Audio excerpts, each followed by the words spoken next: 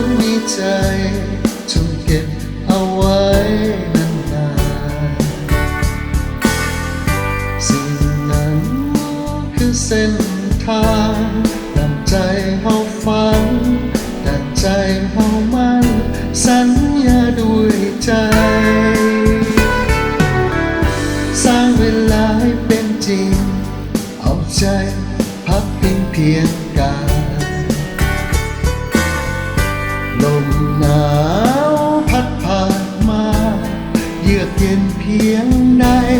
บอกเคยหวั่นไหวมีเฮาสองคน